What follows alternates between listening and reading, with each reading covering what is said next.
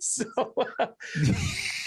we decided to go. You are fucking Teen Wolf. No, dude, if I let it go, but I use all that shit to shave it down. So we decided to get in my friend's Buick Regal and go to New York City. We just cut school and we packed it, 5 of us, 2 in the front, 3 in the back, and doing the dumbest shit. Like I was gonna say that. How soon before the cops pulled you over? No, we would 5 shitheads in a Buick in the middle of a school day. Yeah, we put in Wu-Tang, thinking we're cool. We're flying down the West Side Highway. Listen, cash rules everything around me. Cream, get right? The money. Dollar bill. Yeah, I grew up on the crime side, the whole thing, right? And we just went to a place to grab beers. Like, we didn't even do it right. Like, we went down to New York City and then bought either cans of beers or 40s and, like, tried to, like, drink them quick. And then, but here's where it got fucked up. Dude, that sounds fucking awesome. Yeah, it was. I would do that now. And yeah, and here's the thing, though. We picked up a hitchhiker. And in return, he gave. Wait, where did he sit? He gave weed. He sat in the back. He sat in the back with us, and we just drove him up a little bit off an exit. So there's 4 in the back. Now, on the way 2 home. in the front, and now there's drugs in the car. All right, now what there's could go wrong? 4 of us, and then we pick up a hitchhiker. Thanks a lot, man. Here's and gives us, whether it was weed or hash, whatever it was. I think it was a bag of weed.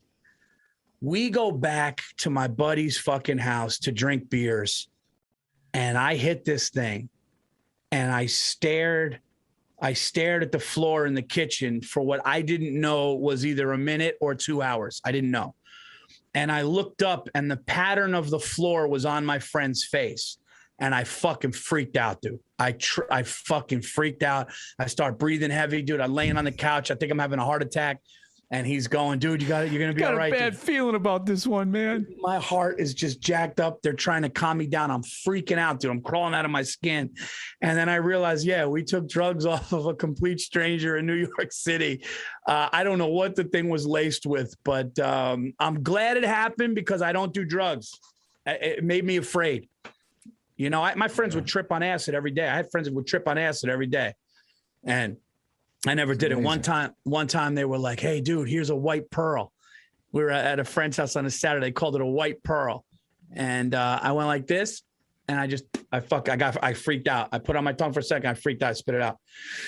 Not big on drugs. So you wasted it. I did the right thing. I don't know, Paul. You know? There's a whole big argument now coming back around that whole say no to drugs was maybe a wrong thing. Really? I think you say yes to drugs. No. Then you see how it makes you feel, and you see how far you can dig the hole, Paul. No. And still crawl out and rebuild it. Because if you don't, then what is your autobiography going to be? It's going to be like, what, 8 pages long? No, this guy stayed away crushed. from drugs, and I enjoyed coffee cake with cappuccino.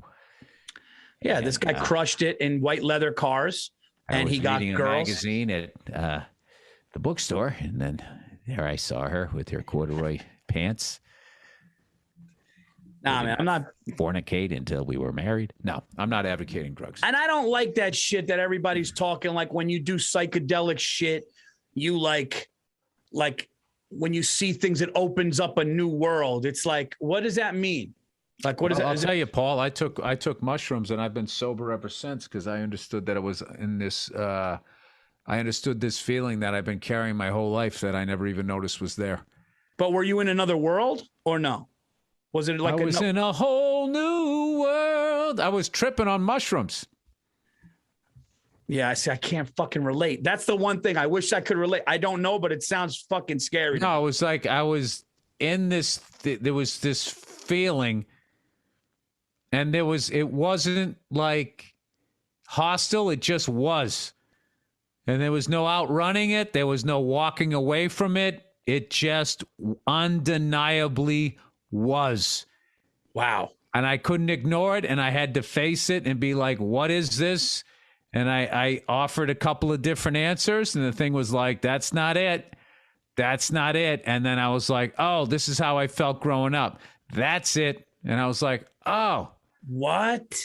This is like what I need to deal with. I need to be sober, and I need to figure out You know, and dude, and I'm telling you, after that shit, within 2 days, I knew exactly who I was as a person and why I did stand up. I knew everything that I did in my life, why I did it, good or bad. Helping people, hurting people, fucking shit up. The reason why I drank the way I drank, I knew every fucking bit of it. So there are certain ones, you know, that was my experience, Paul. I love how Andrew's in the back just going like in complete understanding. He's like, yeah, no, that's right. That's it. But as Bill says, I mean, listening to people talk about this can usually be insufferable, but Bill's nailing it. Like, that's just very simply, that's what it is. It kind of just washes away a lot of You don't get the trip you want, Paul. You get the trip you need, man. Yeah. That's what... Jesus. Nah, fuck that, man. Yeah, so that's what happened. No, I fucking hate, like, I used to do a bit about it. Is there anything worse than listening to somebody dumb that took mushrooms? And then you got to listen to them like they figured some shit out. And it's just like, no, man, you were just in an altered, like that. When I don't like listening to people that tripped and like, I fucking saw God, man. And like the clouds open up and I was like, whoa. And the thing was like, come on, man. And I was like, you know me, I was like, fucking man. I think half of it is people just make this shit up. But I watched this video about them using low levels of microdosing?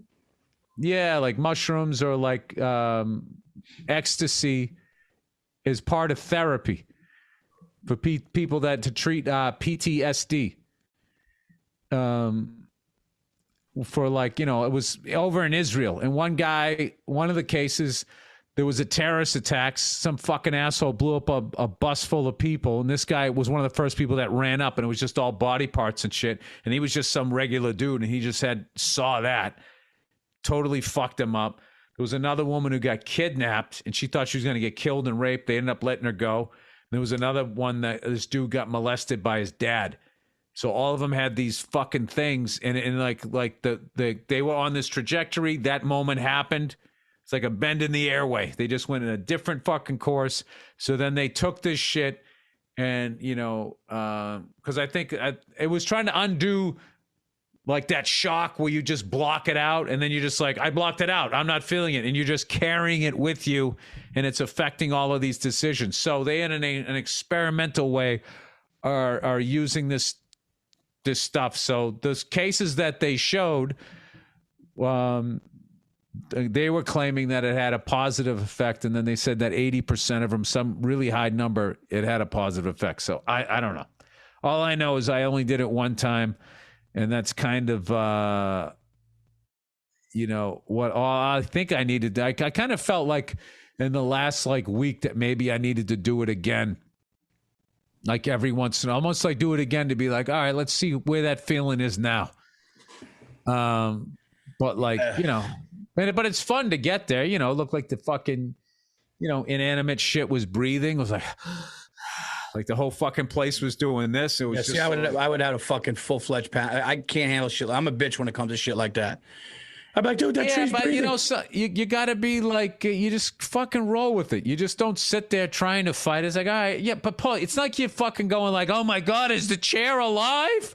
Like you're in some high school film strip trying to scare kids. You just look at it, you're like, oh, the chair looks like it's breathing because I'm tripping on mushrooms. You don't forget that you took mushrooms. It'd be one thing, dude, if you like, you just forgot.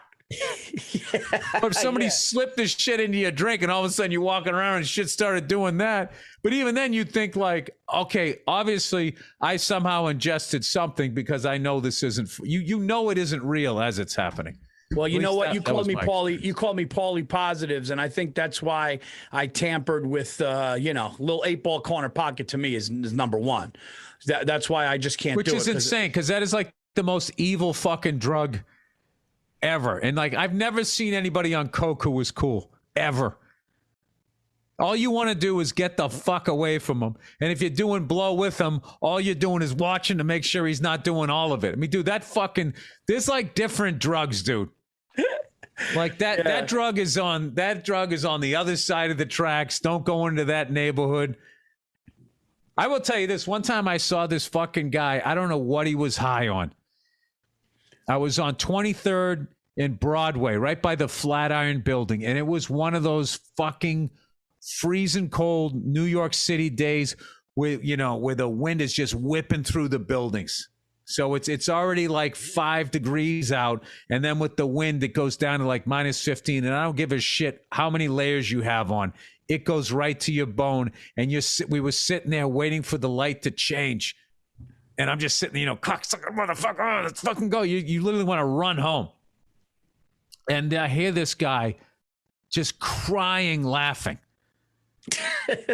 And I look over, and there's this guy in a fucking jeans and T-shirts. And he is crying, laughing. And he's like not even there. It's like whatever he's experiencing, he was just crying, fucking laughing. He was laughing so hard, it started making me laugh, even though I was freezing my ass off. And I always wondered what he was on. Yeah. And I was like, as much as that's fucking his life up, like that experience of that is a very rare thing. I mean, that sounds like weed or edibles to me. I mean, no, dude.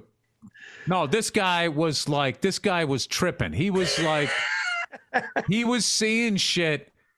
It was like there was somebody talking to him, telling him the funniest story ever.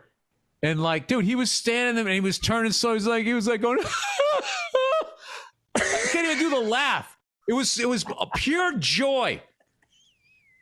It was like a high school cafeteria laugh where everybody's just pounding the table and you wonder if you're ever going to laugh like that again. He was doing it by himself in like minus 15-degree weather in a T-shirt and jeans. And we're all sitting there freezing our fucking asses off, waiting for the light to turn. And I was just sitting there going, like, it was one of the few times like I ever saw something and I was just going, well, maybe drugs aren't bad. I mean, I don't think I haven't enjoyed a summer the way this guy's enjoying the fucking winter here with no jacket. Yeah, that sounds like some next shit, man. Yeah. Those are the best. Those laughs add to your life.